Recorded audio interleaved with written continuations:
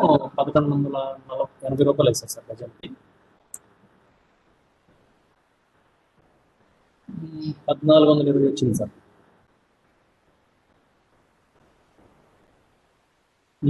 అంటే వాళ్ళు slab area consider చేస్తారు సార్ రిజిస్ట్రేషన్కి. 1300 చేంజ్ వస్తుంది sir. Good afternoon. We request all the participants to mute their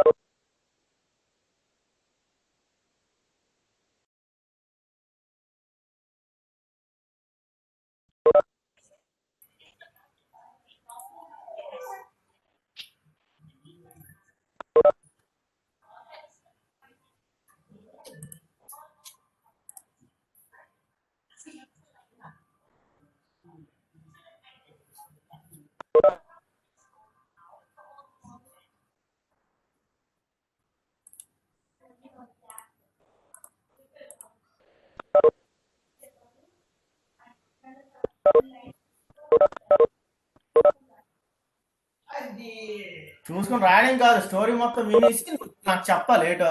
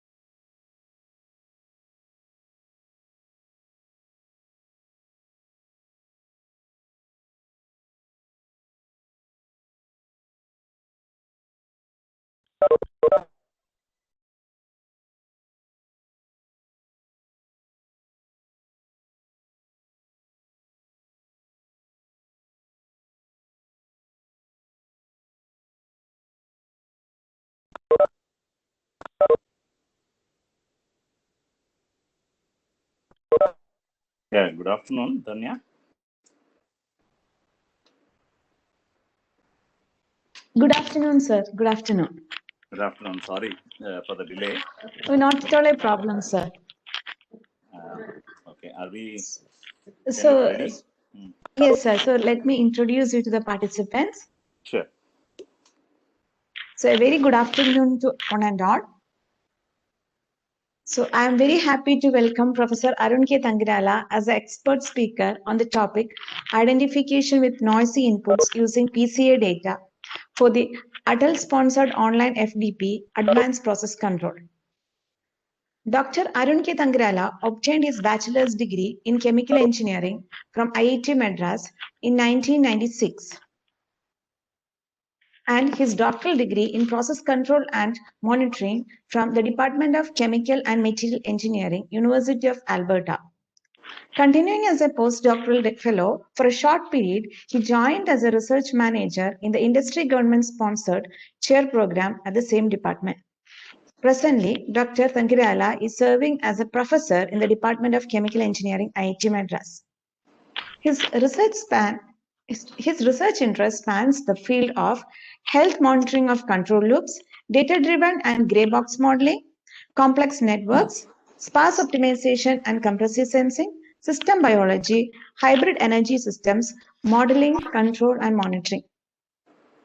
Professor Tankirala has been teaching several full-time and short-term courses on process control, system identification, theory and applications of wavelet transform, random process, and fuel cell systems.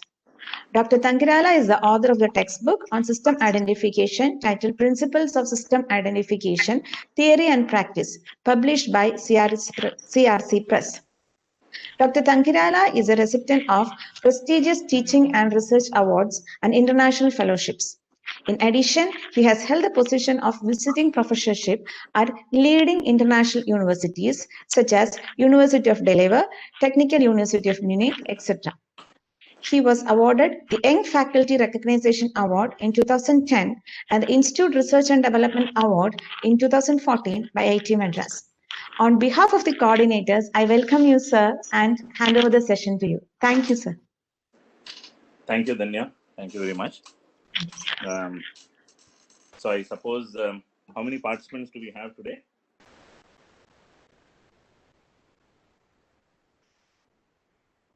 Sir, we have around 117. And can I know how many of the participants are faculty members and how many are research scholars? Rough idea, just a rough idea. So I think so most of the participants are PhD research scholars, and we also have a ample number of faculty members also. Okay, very nice. And I suppose they are from different backgrounds, chemical and electrical, or only chemical background? Chemical, electrical, instrumentation. Okay, very nice. Okay, are you able to see my screen? Yes, sir.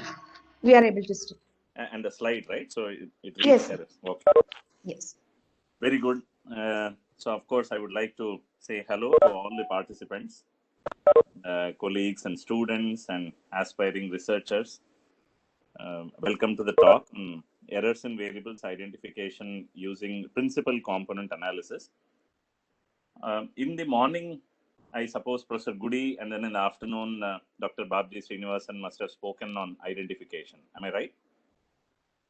Any of the participants can answer? Say yes, Yes, no, sir. hello.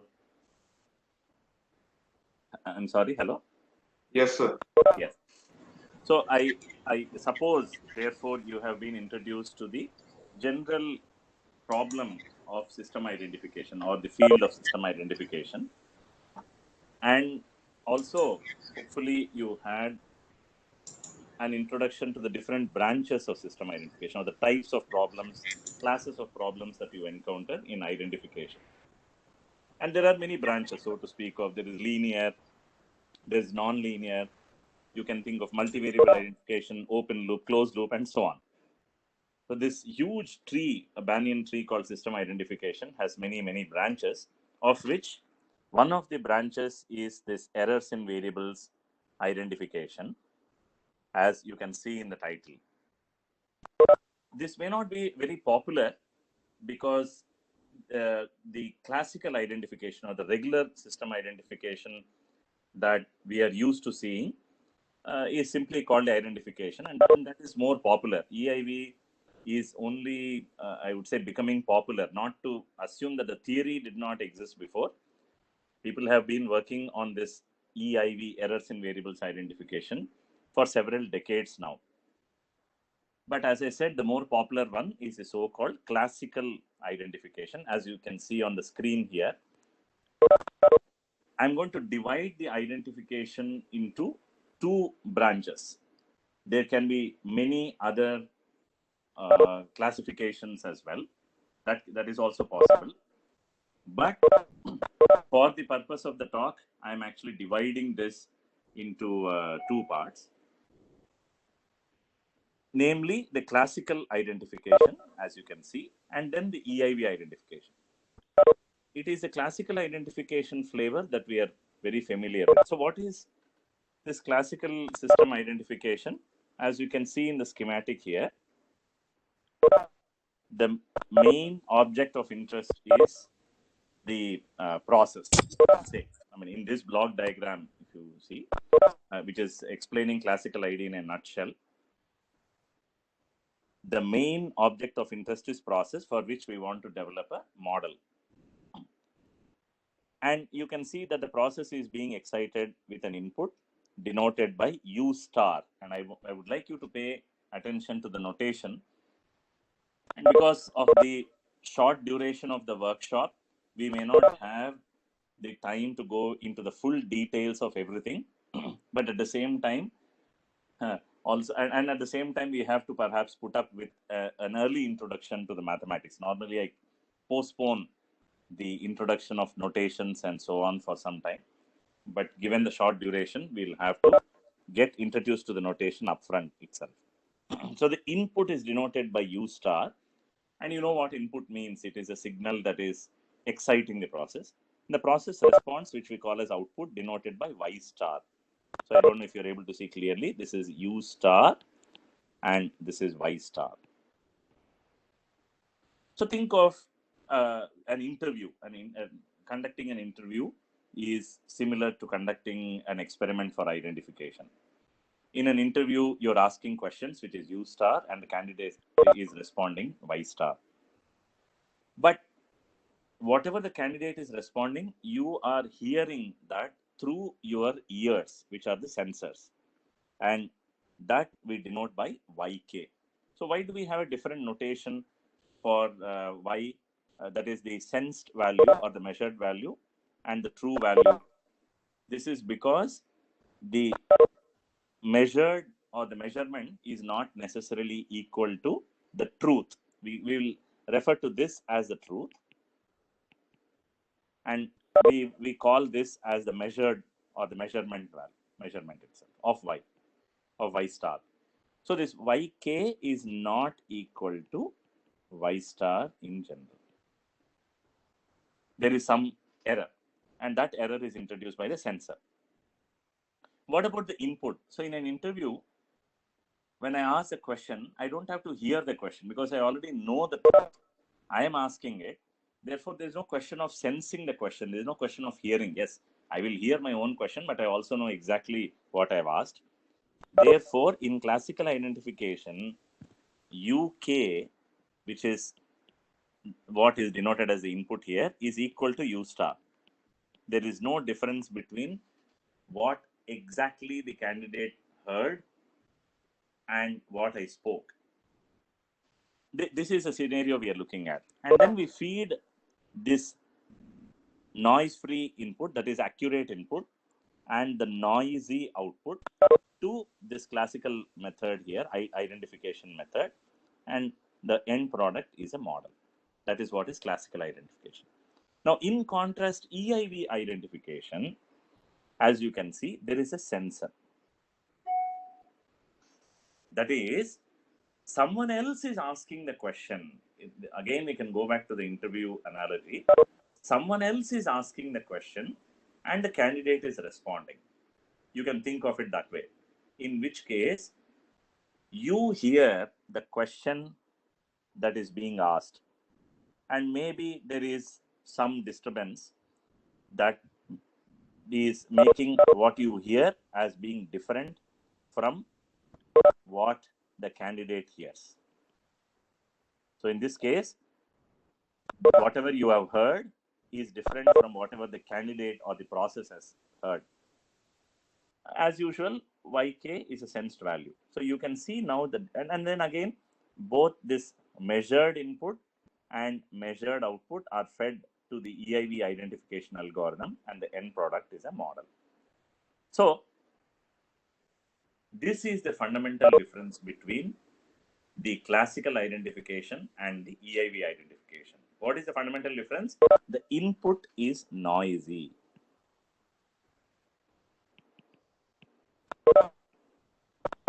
That is what it is. So you may ask, does it make a big difference whether I know the input accurately or not. In both cases, the output is not known accurately because of measurement error. Does an error in the input make a difference to the identification algorithm? Well, unfortunately, the answer is yes. So let me actually take you to the linear regression. I suppose all of you are familiar with linear regression. Today, data science is very popular. So you must have heard of this term time and again. What is the linear regression problem? The linear regression problem is that y star, that is the true output, is related to the true input.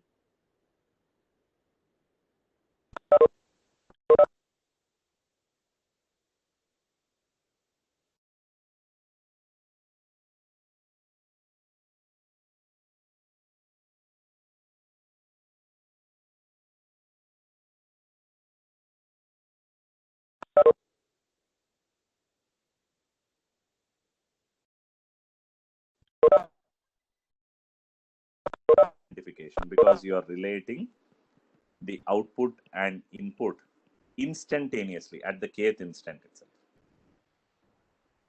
So the relationship is assumed to be linear, and since we do not here in the classical world we have access to u star, that means the true input, but we don't have access to the true output. Rather, we have access to a measured output. This is the model that is very familiar to us, yk. Well, if you write it in the way that you normally see, yk is alpha u star k plus ey, right? This is the model that we are routinely used to. Now, here also we can ask the same question: is there an EIV linear regression problem? And it turns out that there is the same story. In this case, unfortunately, so you notice the difference in the classical identification, U and U star are accurate, are known, are identical, whereas in the EIV identification, I want to build a model between the true output and the true input U star, but I have access only to noisy output as usual in classical regression or classical identification. And input is also noisy. That means input is also not known accurately. That is the major difference between classical and EIV identification. Now, as I asked earlier, does it make a difference? And the answer is yes. It turns out that all of you know that we use least squares methods to solve the linear regression problem, although that is not the only way. You can use maximum likelihood estimation as well. The goal is given y star, yk and uk, we want to estimate alpha and beta. That is the slope and the intercept. In addition to that, we also want to measure the statistical property of the noise, namely the variance of the output error and the variance of the input error. We assume these errors to be zero mean. So this is the problem. In classical ID, UK is also known erroneously. In both cases, the models are the same. You can see that equation 2a and 1a are the same. They're equal. But where is the difference? The difference is in the input. In the classical ID, the input is known accurately, whereas in the EIV ID, U star is not available. Rather than that, an erroneous version of U star is available. It turns out that we are used to this problem, the classical linear regression problem, and we use least squares methods as a very popularly, very commonly. And you know there is a solution that you'll see in every statistics textbook or every introductory data science course. You see the formula for estimating alpha and beta, that is for alpha hat and beta hat. If you use that expression that you have learned very commonly to the case of EIV, that is when the inputs are not known with error, it turns out that you will get biased estimates. In fact, you will get inconsistent estimates. What does it mean statistically inconsistent? Even if you have infinite observations, unfortunately, alpha hat need not be equal to the true alpha.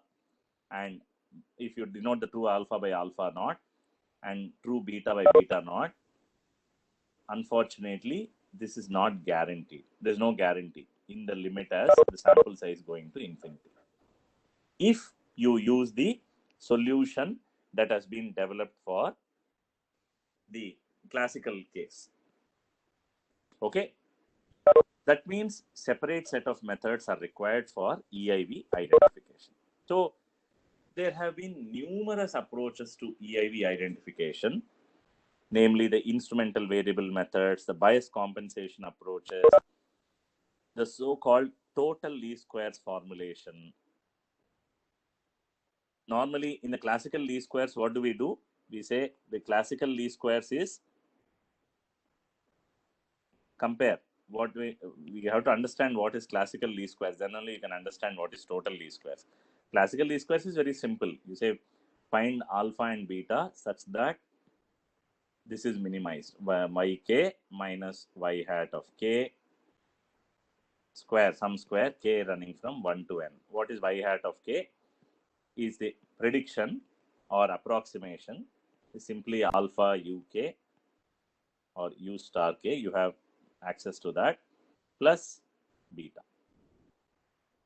This is what it is. This is a classical least squares. In total least squares, unfortunately, you will have to have another term also, so to speak, to account for the error in the inputs. And then there is something called Frisch scheme, maximum likelihood estimation method, spectral analysis, and so on.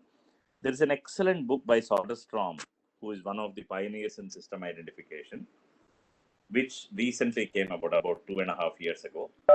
And if you're interested in EIV identification, you should refer to that. In fact, you should ask at this point, you should please feel free to stop me at any point in time. Don't listen to me. I'm not giving out a sermon or I'm not reading from the Bible or the Gita that all of you have to listen and then close your eyes and meditate and go to sleep. That is not why this lecture is here. I want this to be interactive. So from time to time, I'll be really happy if you ask me questions. And one of the questions that I expect at this point is EIV identification imaginary or are there real life situations in which I will run into an EIV identification problem? This is a question that you should ask because we don't want to solve purely imaginary problems. Can you think of an example where, an identification example, where both the input and output are known with error only? They are not as against classical, where the input is known accurately. Anyone?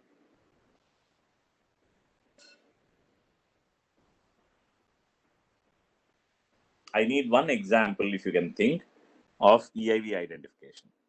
And I've explained to you what is EIV already.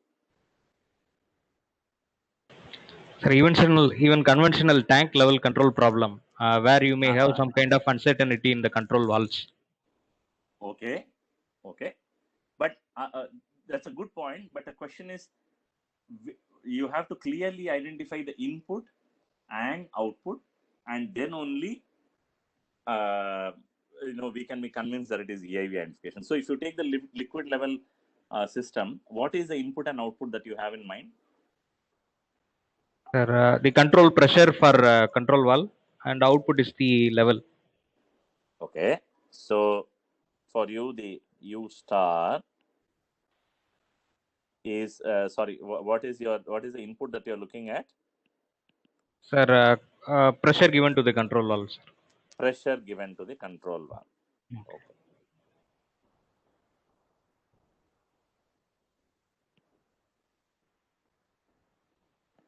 Okay. And YK is the true liquid level, right? Am I right or wrong? Yes, sir. Yes, sir.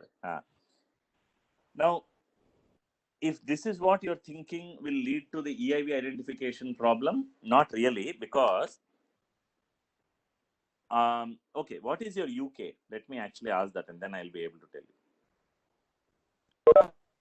Sir, liquid flow rate, sir. Liquid flow rate. Flow rate. Yes, sir. Okay. So if I were to draw the process, so let's say this is the process. What is the input to the process, to the real process that you're thinking of? Flow rate, sir. Flow rate. Very good. And here you have liquid level. So in a very good example. So in here, if you want to set up the EIV identification, if you think of an EIV setup, first you have to clearly say what is U star and Y star. In fact, we have said U star is the pressure given to the control valve. That is incorrect. What you have to do is you have to say this is the U star and this is the Y star, and instead what I have is a sensor. Sorry. So what I have here is a measurement of the flow rate. That means some sensor here. So I am actually giving in some pressure, U star. Sorry, this is UK.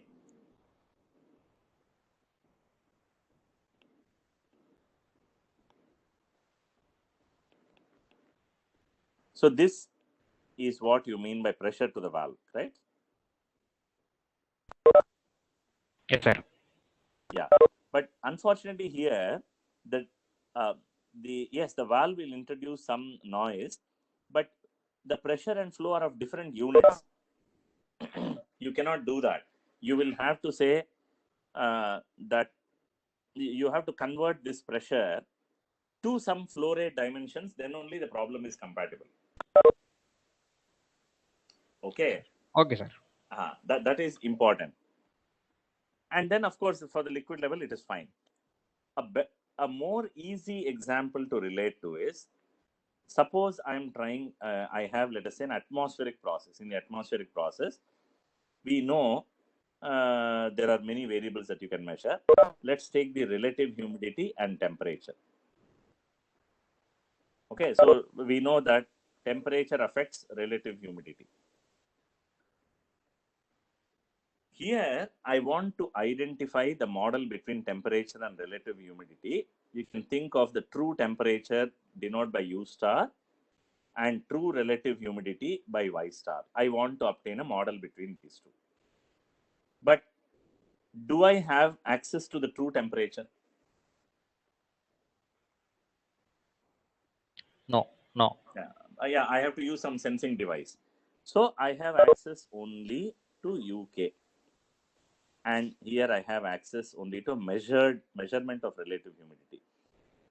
So using this measured input and measured output, I am supposed to figure out what is the relation between the true U star and Y star. That is what is EIV identification.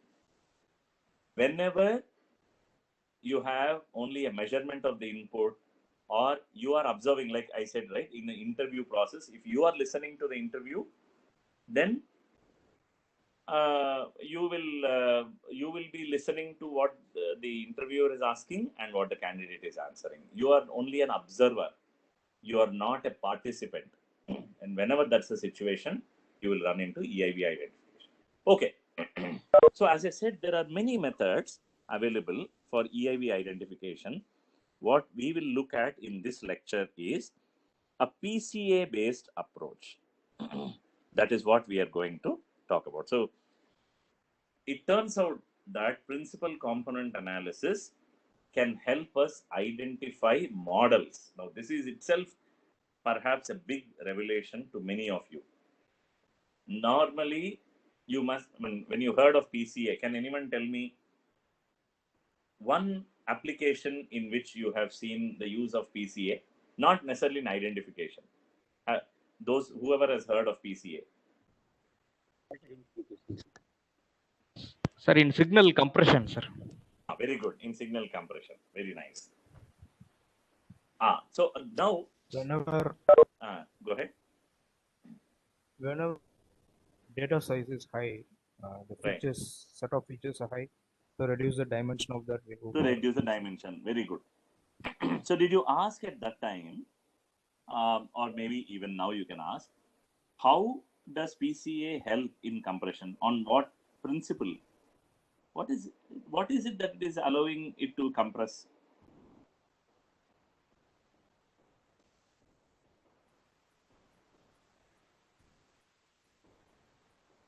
Can you Sir, think?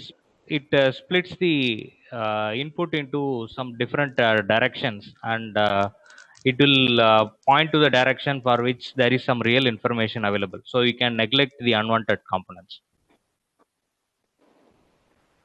Okay, that's a very high-level statement, and also difficult to follow. Can you express it in a different way?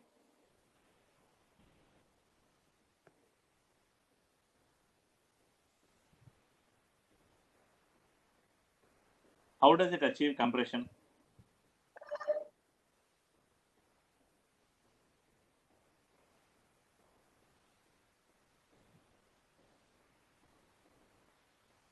One of the key requirements for us to compress, whether it is univariate compression or whether it is multivariable compression, the most important thing is to realize that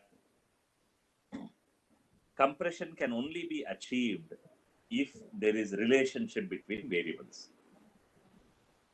Right? If I give you two signals and I ask you to compress, when can you compress? Only when there is some relationship between them. If they are uncorrelated, or in the strictest sense, if they are independent, there is nothing to compress anymore. You cannot do any compression. And that is the same for even univariate signals. You must have heard of wavelet compression, Fourier compression, DCT, and so on. Any compression is possible only if there is a linear relationship. Okay. So now, the same applies here. So what we learned is that, yeah, PCA is used for compression. Anything else that any other application that you have heard? Feature extraction. Maybe some of you have taken some machine learning courses. Feature extraction. Some people, dimensionality reduction. Dimensionality reduction and compression are very closely related. And so on. All said and done, all of these are based on the premise that the variables that you are putting together for in your PCA or your principal component analysis are linearly related. This is the fundamental premise. If this is not true,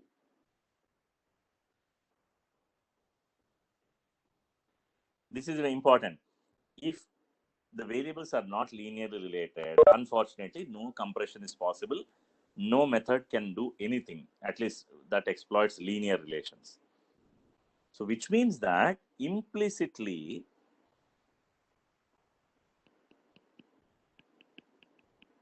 PCA is discovering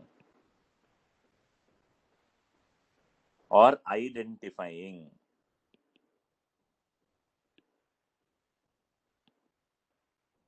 linear relations.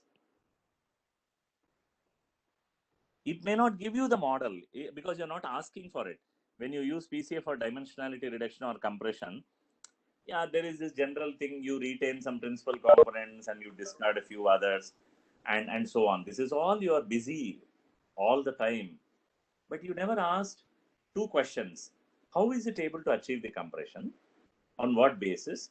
And two, even if you knew that it is exploiting the linear relationship between variables, you never asked for the model.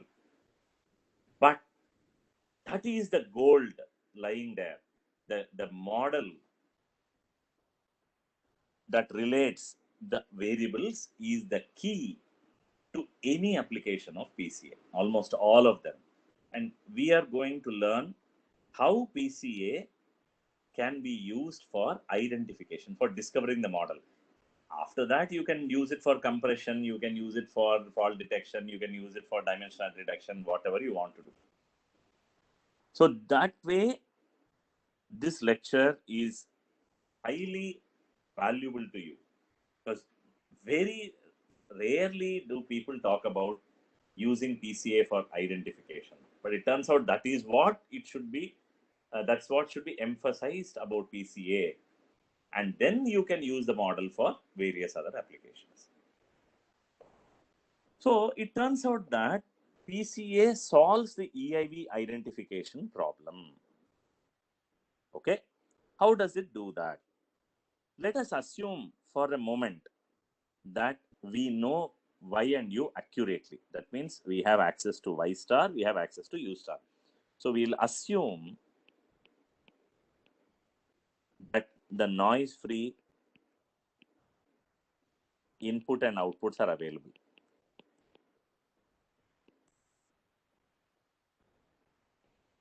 It makes it easy to understand how PCA is actually useful in discovering the relationship between the variables. Then we will relax that constraint and we will say, hey, you know, I don't have access to Y star and U star. I have access to only Y and U.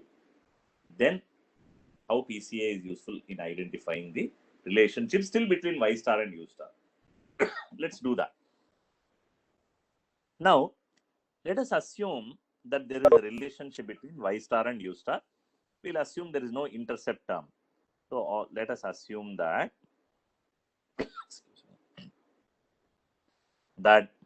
Y star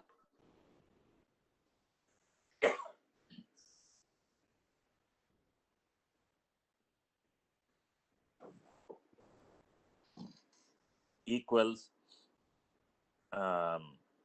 alpha U star. Okay, this, and our goal is to identify this alpha. Of course, you can do a linear regression. Why do I need PCA? That's not the point. We want to understand how PCA is useful in identifying this model. And the most important step or the thought that you have to subscribe to is think of the model as a constraint. And that is another very, very important perspective that you or take away from this lecture. All along, we think model is about relationship between two variables. But now I'm telling you, think of a model as a constraint. How do we do that? Well, look at it this way. You have Y star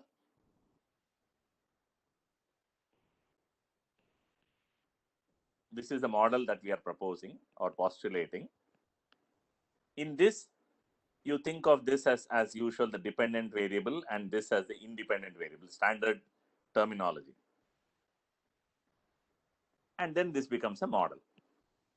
But I can write the same equation as Y star minus alpha U star K equals 0. When I write it this way, or in general, I can say A11, right? So we can define this as some x1, we can define this as some x2, then I can write this general form of constraint as A11 x1 plus A22 x2 equals 0. What is the true A11? True A11 is 1 and true A22 is alpha. Now this becomes here a constraint. So instead of identifying alpha, we can as well identify A11 and A22. And finally, if I want a model, how do I get alpha? Suppose I get A11 and A22. How will you get alpha?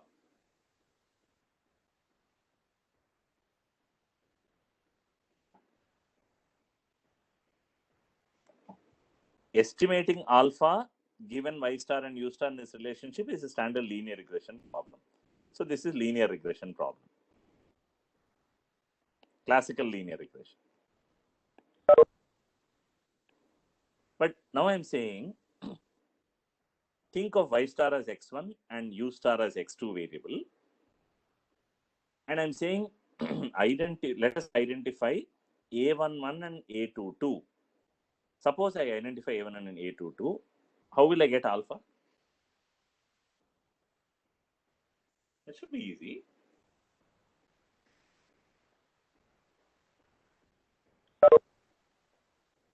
A22 is basically alpha, sir. No. Then they're assuming a11 I'll get 1, no? Why are you assuming that I'll get a11 as 1? I'm going to estimate a11 and a22. I'm going to estimate this. Correct? So, is it guaranteed that I will get a11 as 1? You're right if No. a11 I get as 1. No, sir. No, sir. So, what is alpha? From here, how do I get alpha? A22 by A11. Alpha is minus A22 by A11.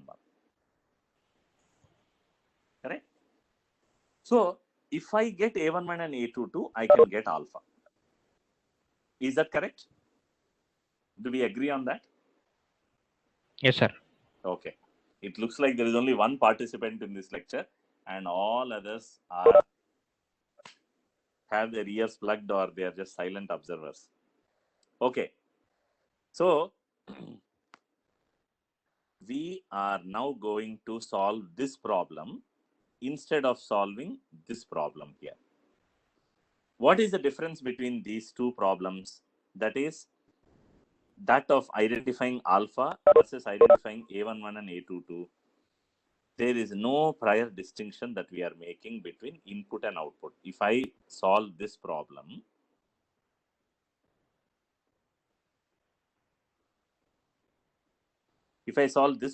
here,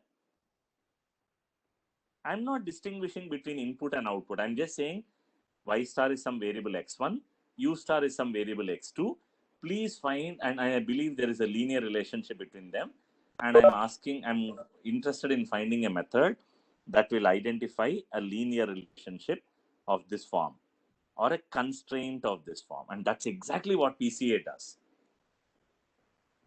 So this is called a symmetric analysis because we don't distinguish between input and output in such an approach. And this is very useful in soft sensing, reconciliation, fault detection, so many other applications. Okay, so how does PCA help us in identifying this?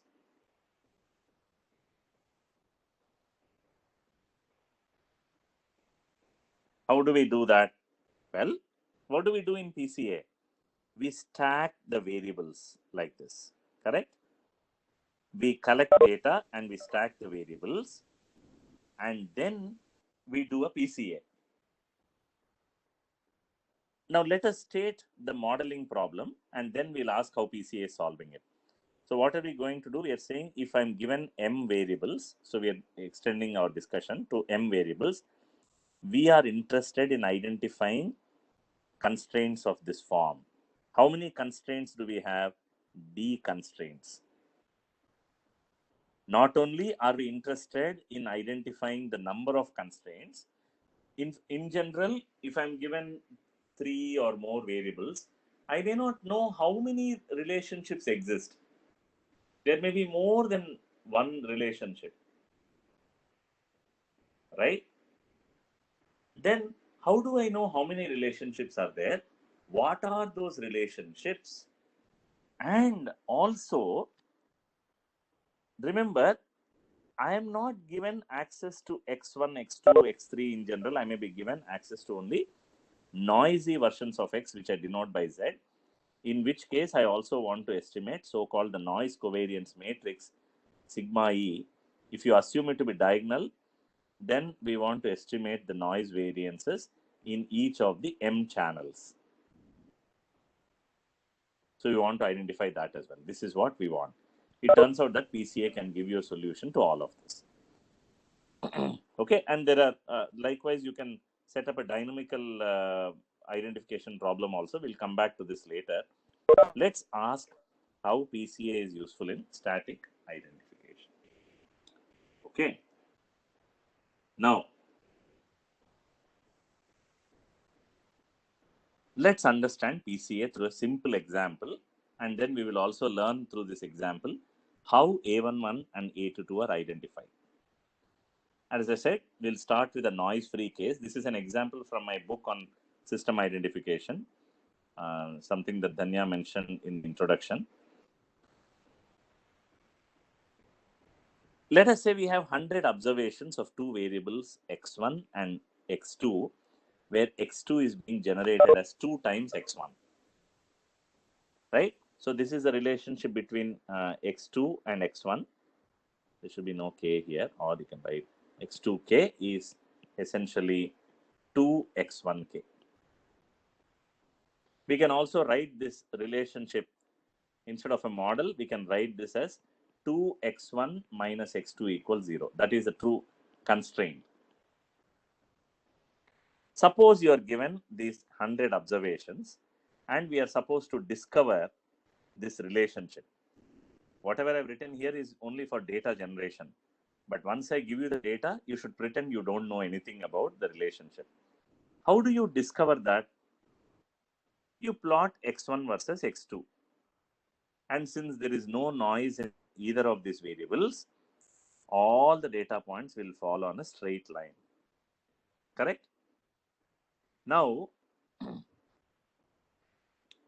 our goal is to discover the equation of this line. We want to discover the equation of this line from data. That means what is the equation of a line here? This is what it is. Correct? We want to discover this equation using PCA. Of course, I can just look at the slope like we do in high school and keep going. But we want to ask if PCA can give this, because the advantage of PCA is it can help us. If it works, it can help us for more than 2 variables.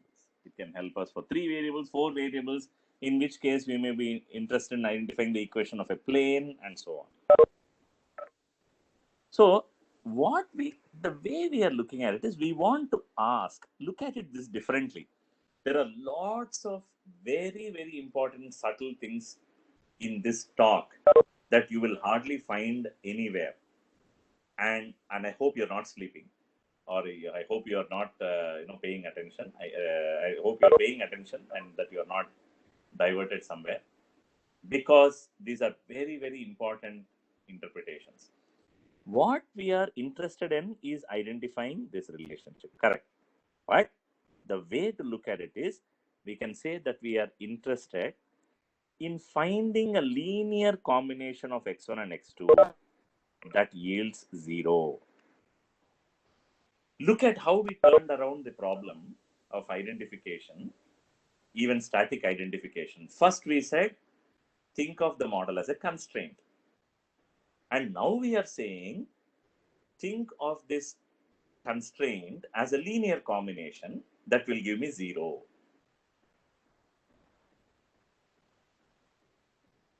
If you are familiar with matrix algebra and so on, you must have heard of so-called null space. Okay, you would have heard of what is known as a null space. Anybody knows what a null space is?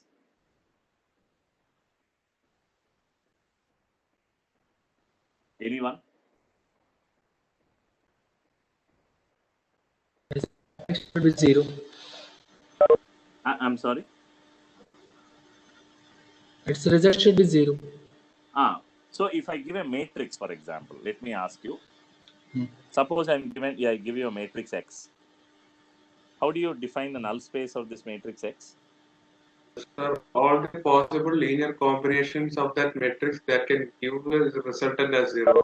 That will be the null space of the columns of the matrix. Correct? Of the columns of the matrix. Yes. Yes. So we can say, I want to find I want to find all vectors A that satisfy this. Correct?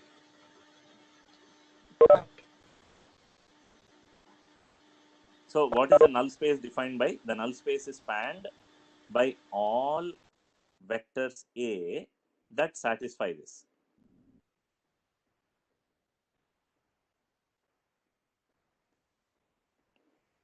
Null space is essentially is the span of all vectors A such that null space of what? Null space of X. Such that these vectors satisfy this. How do I find a solution to this problem in linear algebra?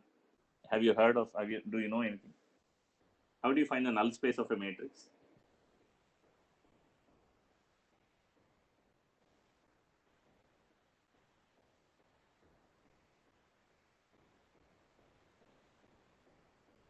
Anyone? Row No. reducing to Yeah, okay. Somewhat. Have you heard of SVD? yes, sir. What does SVD stand for? Singular value decomposition. Very good. Singular value decomposition. What does a singular value decomposition of X give me? It's 3D matrices.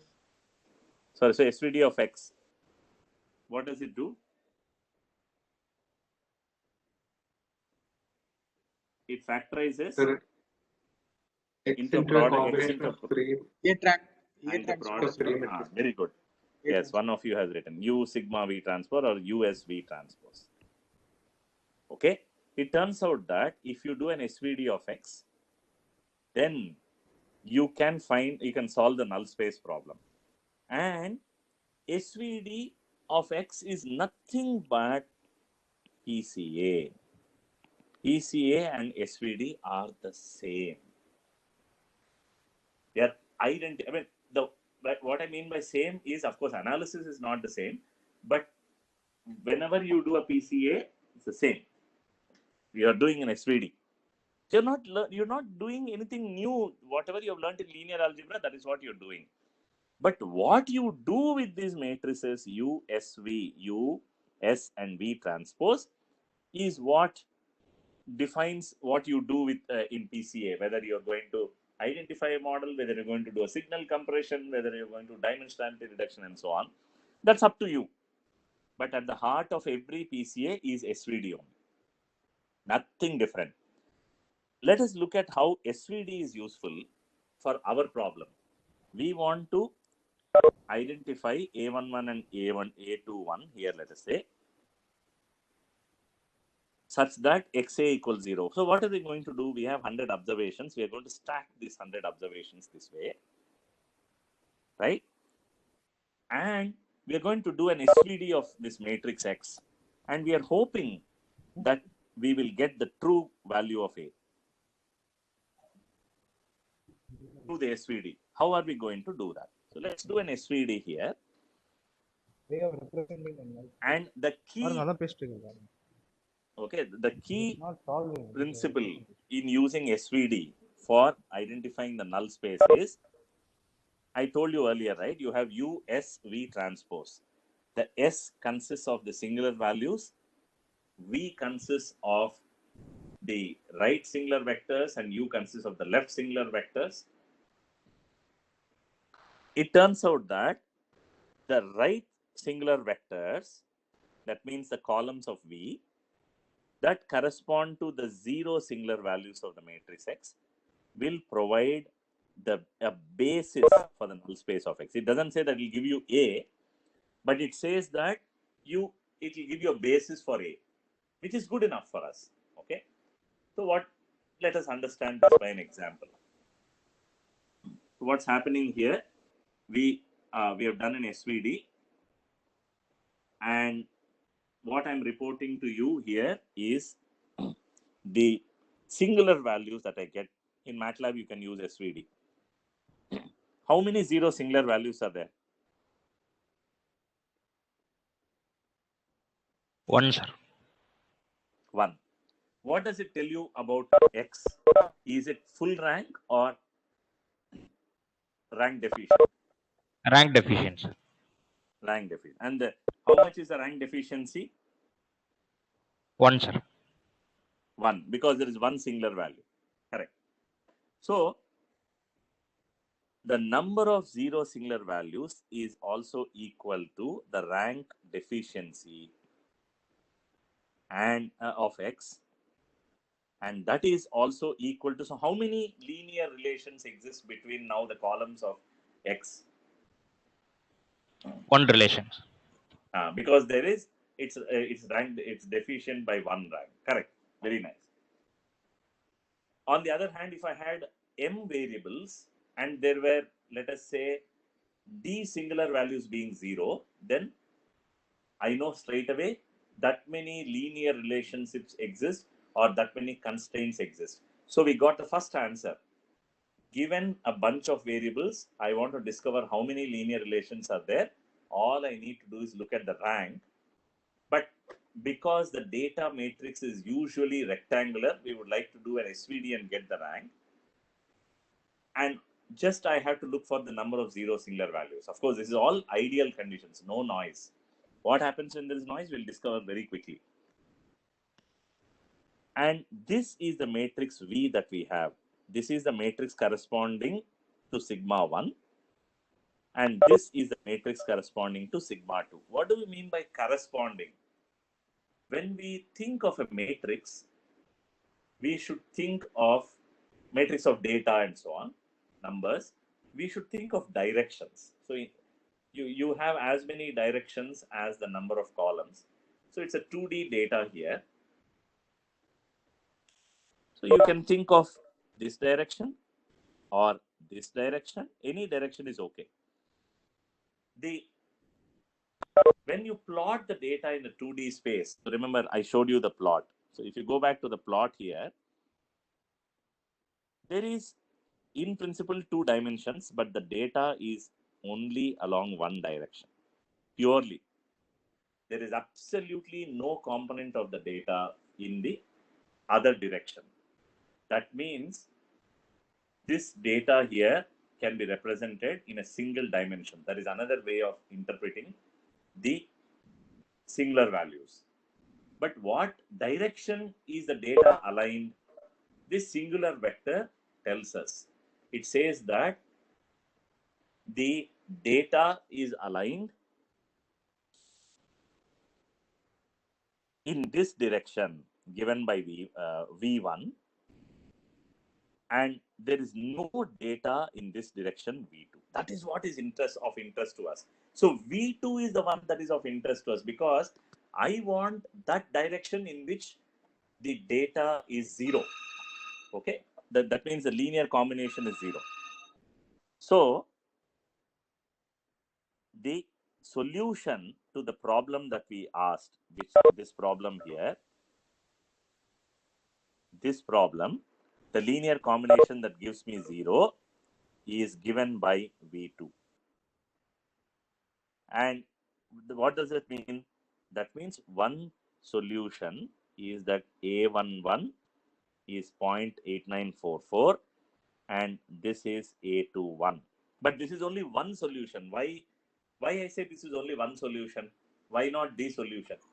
Because it only gives the basis of the exactly. So I can scale, I can multiply the equation in the equation 10. I can multiply by any number and still it is valid. So I get only a basis, but that is enough. Why? Because for me, I'm interested in the ratio. What ratio? A21 by A11 in this case. That ratio will be unique. And what is that ratio, by the way, here? So if I rewrite this in the model form, what do I get? X2k equals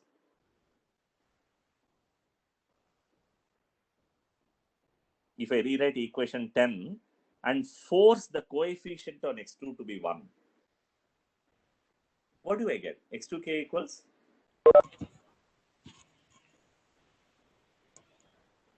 2 into x1. That's all. So that's exactly what the relationship between x2 and x1 is. So I've discovered the relationship.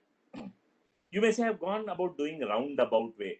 Oh, you could have simply done a linear regression between x2 and x1. Agreed. But remember, the advantage here is I did not have to declare what is dependent variable and what is independent variable.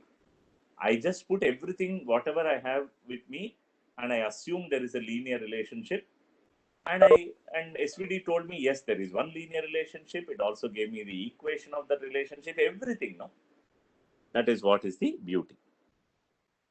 Okay, so we yes, there is a scaling ambiguity, but that's okay.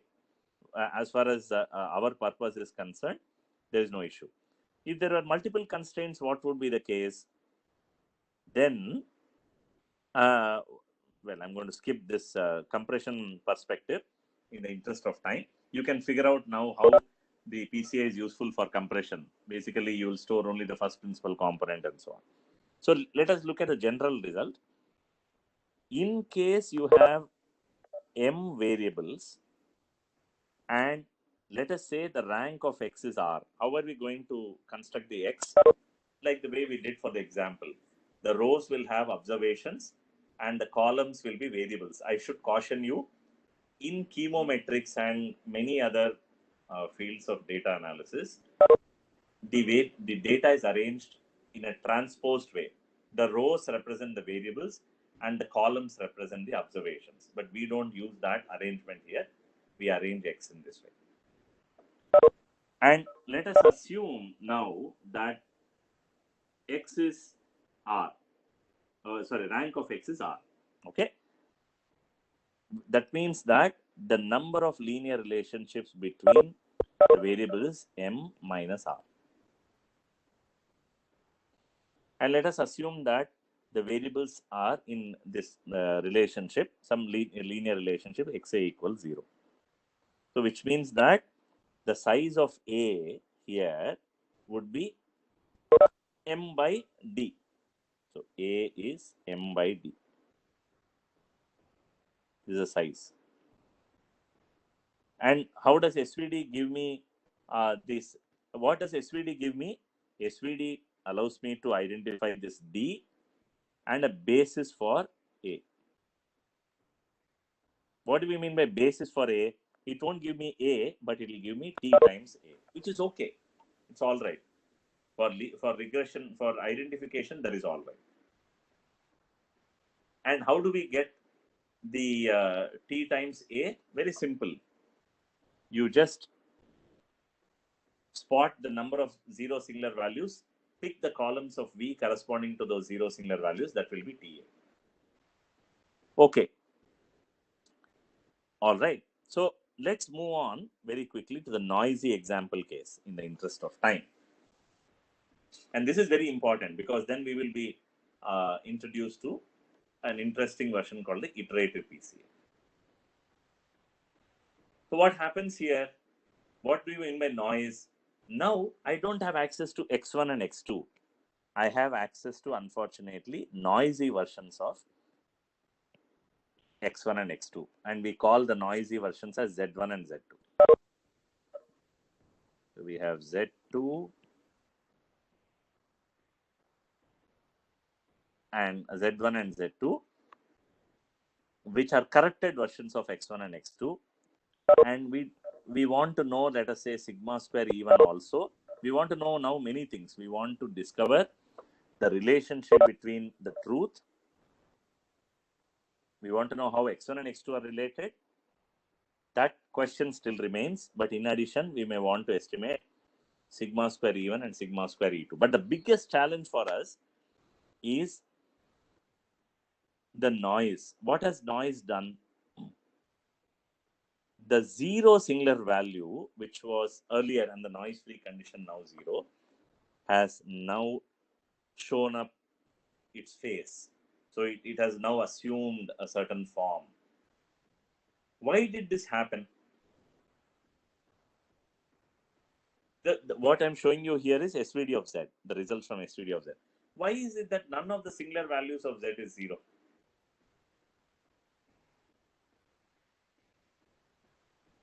Any idea?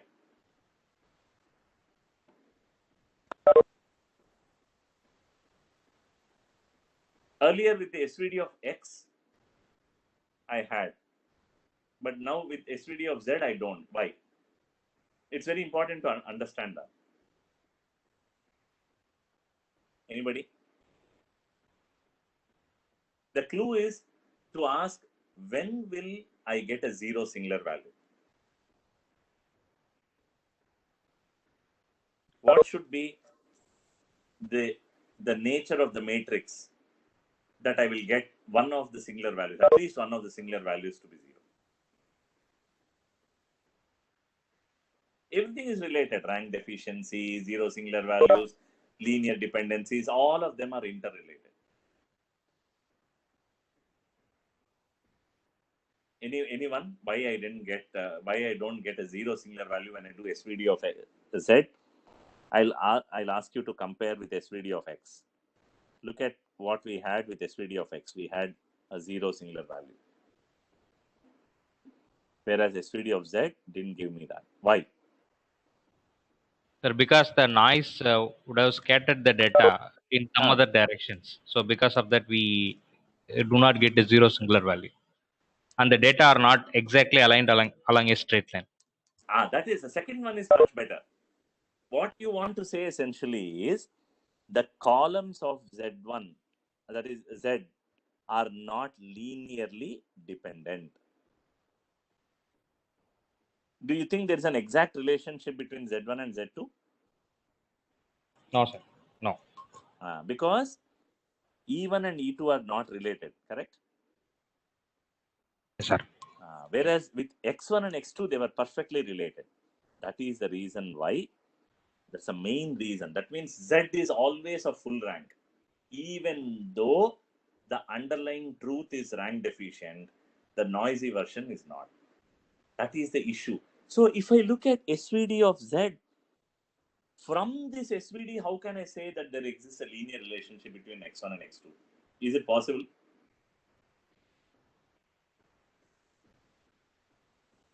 Is it possible to say from the singular values of Z that X1 and X2 are perfectly related? Sir, based on the values, magnitude of the singular values, we can relate. I can increase the noise. And make your life more difficult, no? Make the problem more challenging. What is small is a question. So what you are saying is, oh, this value is small, and maybe this is because of noise. That's what you're hinting at, correct? Sir. Yes, sir. But I can create the same situation, kind of a similar situation, where X1 and X2 are not at all related. I can add some mild amount of noise. You can get the same singular values. And then you may be trapped. You may be misled. So that is the issue. So what do people do? Like you said, assume that the small singular values are because of noise. And then what you do is you go and pick this vector here as an approximate model.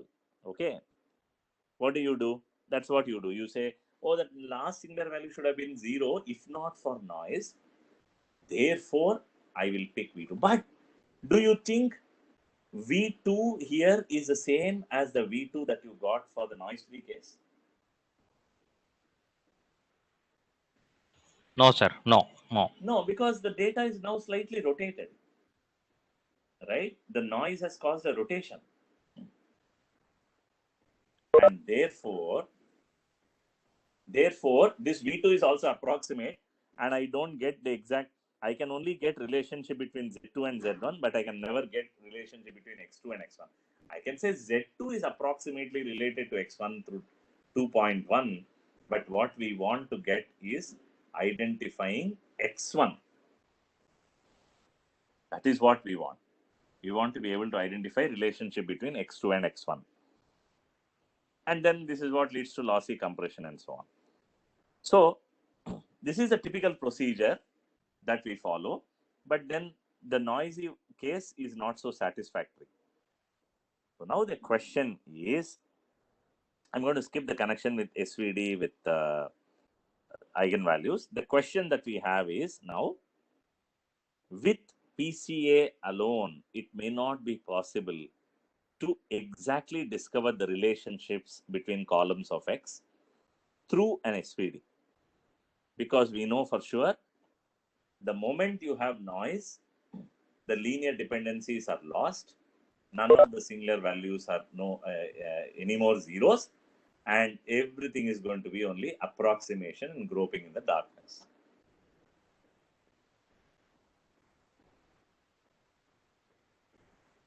And many people use heuristics like one eigenvalue, look at the scree plot, knee plot, elbow plot, and so on. All of those are only jugaad. But we want to ask the question, does it mean that it's theoretically not solvable? It turns out that you can solve it. And that is what leads to what is known as iterative PCA. And this is a fantastic method. It is due to one of our colleagues, Professor Shankar Narasimhan. You must have heard of him. And my own PhD advisor, Professor Sirish Shah, who came up with this method in 2008 to solve this fantastic problem. It turns out that the solution is very simple. I mean, at least on the face of it. All you have to do is, if you are given the noise variances, now to understand this, let me actually take you back to the plot that I have. We said the reason why the V2 here is no longer the same as the V2 for the noise free case is because the noise rotates the data in each direction. But somehow, if the noise was such that the angle between the vectors is preserved in the in the two directions, then you are still safe even in the noisy case. What that means to what that amounts to is, if sigma square E2 is the same as sigma square E1, then we have good news. That the scatter is the same in both directions, and you still be able to capture the relationship. That means whatever you had an issue with noise kind of goes away, but you cannot guarantee that. There is no way that's going to be true. Therefore, what they proposed is,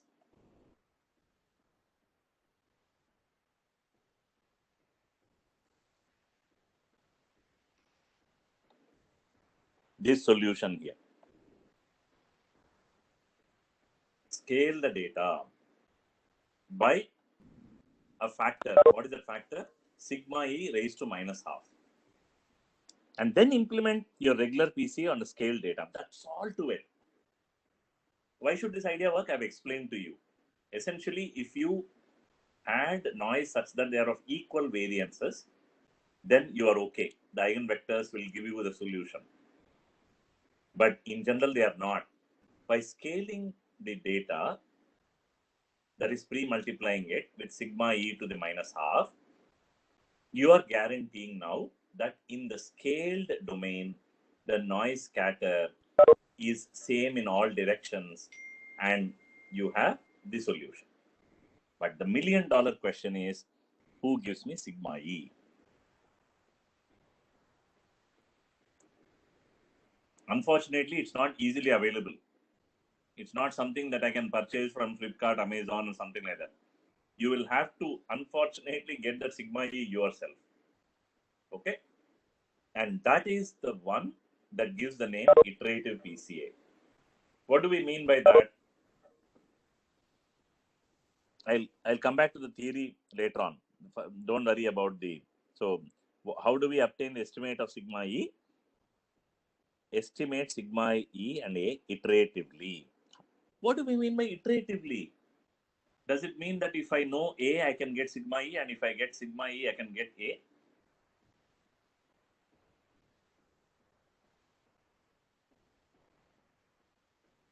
So the key is to know how to estimate sigma E given the matrix A. Because you have already seen, if I give sigma E, you can get the constraint matrix. All you have to do is scale the data with this matrix S, sigma E to the minus half, and then simply pre-multiply the data, you will get the constraint matrix or the basis for the constraint matrix. How do we estimate sigma E given A is the question. Okay. What you do is, this is the procedure.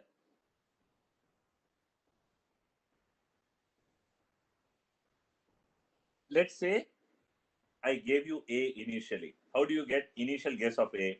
Through PCA. Assume that initially the noise scatter is the same in all directions.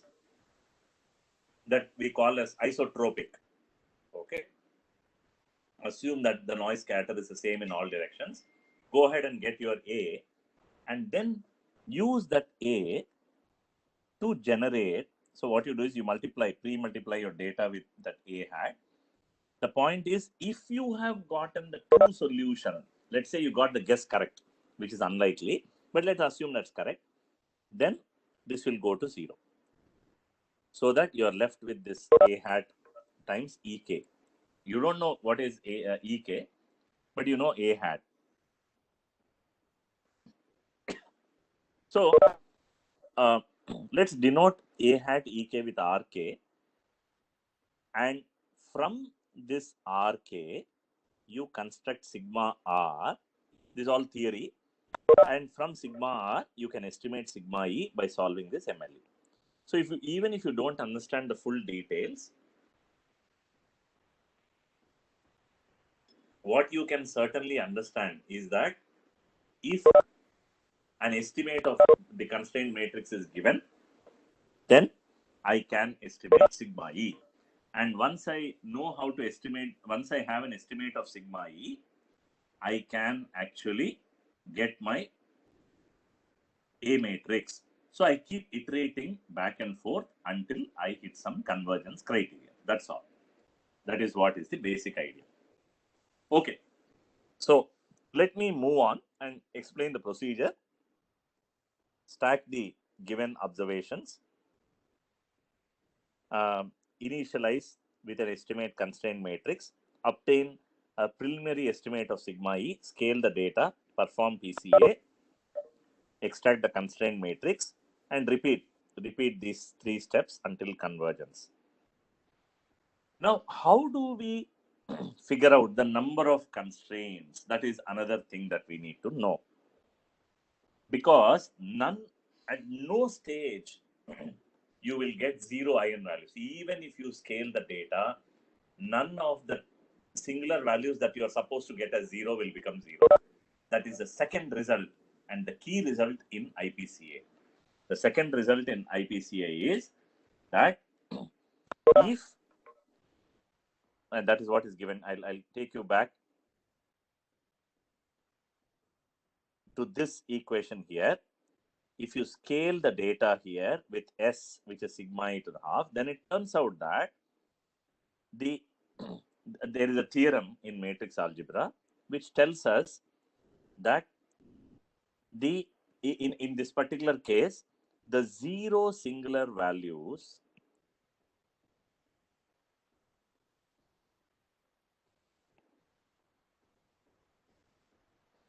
of X map to unity singular values of Z, which is a powerful result.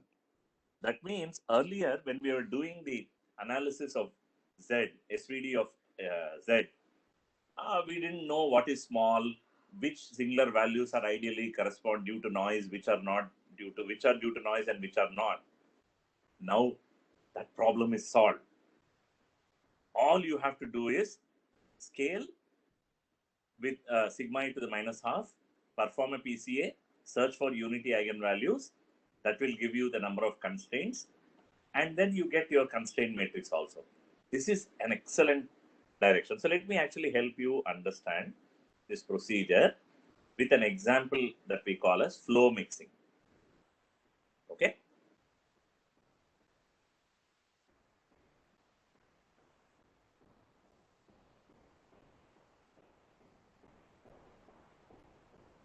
As you can see in example here, there are 5 variables. How many linear relations do you see? How many relationships are there in between these 5 flow Three. variables? Three. 3. Okay. Very good. This is an example that I've taken from the paper by Narasimhan and Shah in the IPCA paper. What is the problem statement? I'm given the measurements of x1, x2, x3, x4, and x5, and I'm supposed to discover these relationships from noisy data. And this is how I'm generating the data. I generate x1 and x2 as randomly because I have 2 independent variables, linearly independent variables. I pick x1 and x2 as the linearly independent ones. I generate them randomly. And the remaining 3 flows are generated according to this equation 24ABC. And after I generate all, this is very important, after I've generated all the x's, I add noise to each of those variables such that the signal to noise ratio is maintained as 10. It doesn't mean that all the sigma squares are equal. All the signal to noise ratios are equal. So it turns out that this is the noise variances that I have added. As you can see, the sigma squares are different, and we call this as the heteroscedastic case. When all the sigma squares are equal, we call it as homoscedastic case. And we know from the equations that this is a constraint matrix, right? And we know from the regression, from the given equations, this is the regression relation between the variables. That is, if I were to write x3, x4, x5 in terms of x1 and x2 as the independent variables, this is the regression matrix. This will be the one that we'll use for testing the correctness of IPCA. So it turns out that when we implement this, you get, if you didn't know about IPCA and you implemented PCA on the noisy data, you will get these singular values. So from these singular values, maybe you will be able to say, there are 3, but you cannot say with certainty, because there is no theory to tell you that those 3 singular values, these 3 are due to noise necessarily. You may not know. Yes, they are close, but that doesn't mean anything. Whereas here you can see in iterative PCA, all the 3 singular values are unity, quite different, and you can run a statistical hypothesis test. By the way, we have developed a MATLAB toolbox. If you're interested, we have a MATLAB toolbox that performs all of this, and you can use this toolbox for testing and giving us feedback. And remember, we obtain a constraint matrix A only up to a scaling, up to a rotation factor. We only obtain a basis.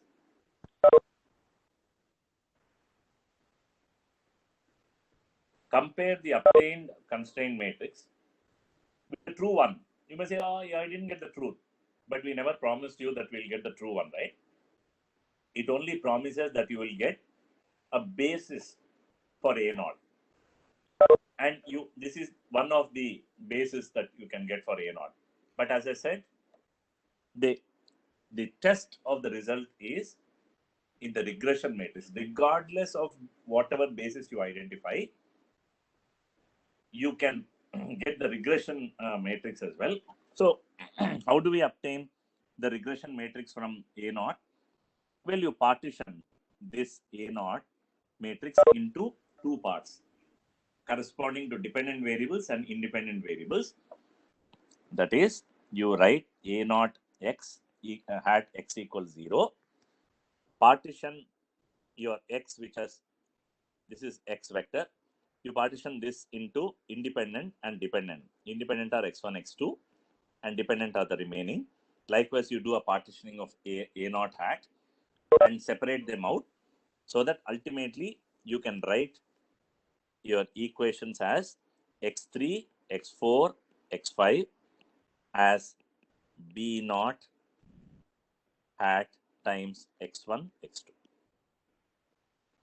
And I'm showing you here from A0, the discovered B0 and the true B0. you will not disagree with me if I say they're very close.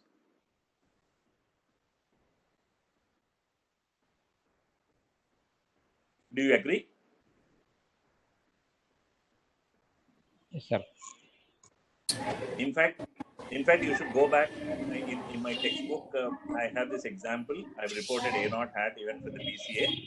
You will find that the regression matrix is not as close as the IPCA one. And these are the variance estimates. There is sigma squares.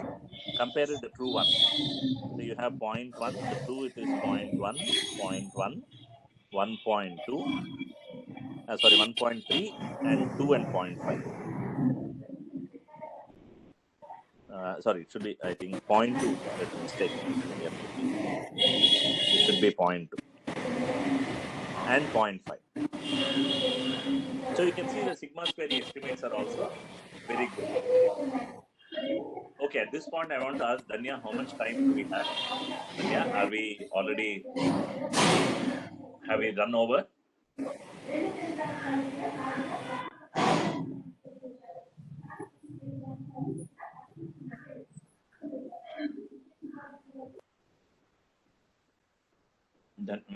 Danya or whoever is in charge? Hello. Yes. Sir, we are slightly running out of time, so is it Okay. possible? Sorry, I didn't hear the last one. Sir, if possible, if we can wind up in say another 10 minutes, 5 or 10 minutes. Would be... I'll take about max about 8 minutes. Yes. Is that okay? Sure. Okay. Yeah, sure. All right. Nice. So let's now put together everything in going back to the original identification problem, which is now, so we have seen PCA, we have seen IPCA, and now the problem that remains is how to identify the dynamical models. What is the problem that we want to now address finally? We want to identify this kind of a model. Okay. This is the model that we want to identify. You can see the U star and Y stars. Now the additional challenge as compared to the static identification is, I do not know NA. I do not know NB. That means the orders are not known. And that is an additional problem that I have to solve as compared to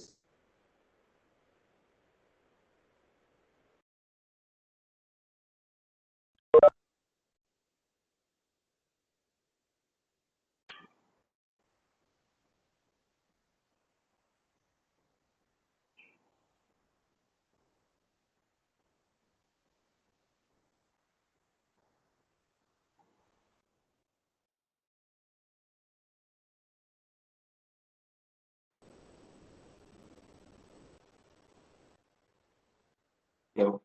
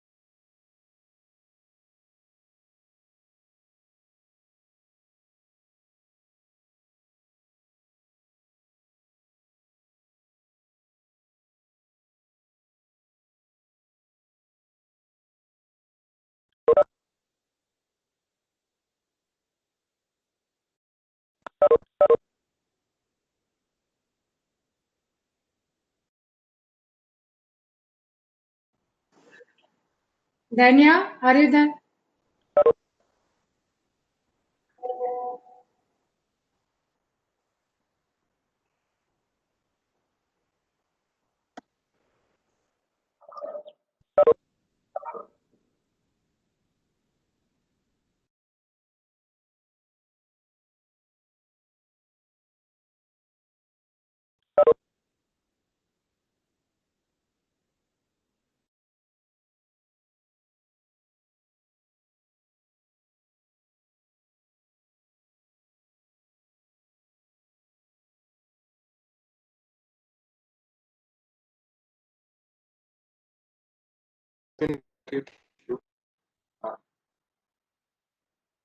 Speaker will be joining in a while. Yes.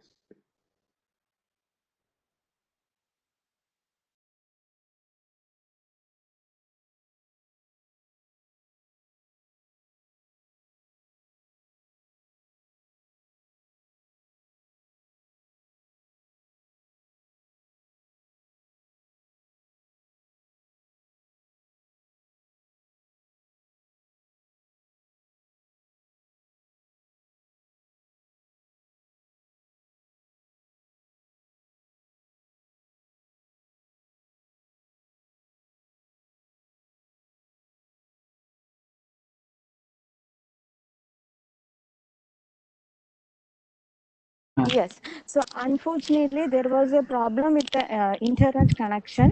So Professor Tankirala is not able to join the conference. So sir has confirmed that he will definitely share the slides. So we will send the slides to you. And if you have any queries and questions, you can. We will arrange a separate session for that. Okay. So whoever has any queries and questions, please mail to us so that we can arrange, depending upon the number of the queries, we can arrange a separate session with sir. Clear? Hello? Okay, madam. Yes, Danya. Yeah, Okay. yeah. Okay, okay. Yeah. So So tomorrow sir is morning extreme. session, Danya, shall I inform about tomorrow's session? Yeah, please carry on. So thank you all for the session. Then tomorrow morning session will start by 9 o'clock. So everyone will okay.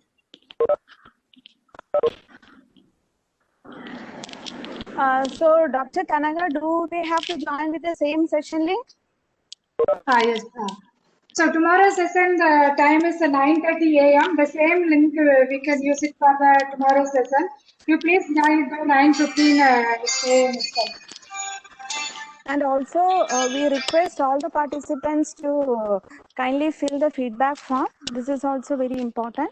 So kindly fill the feedback form and send to us. The link has been uploaded in the chat.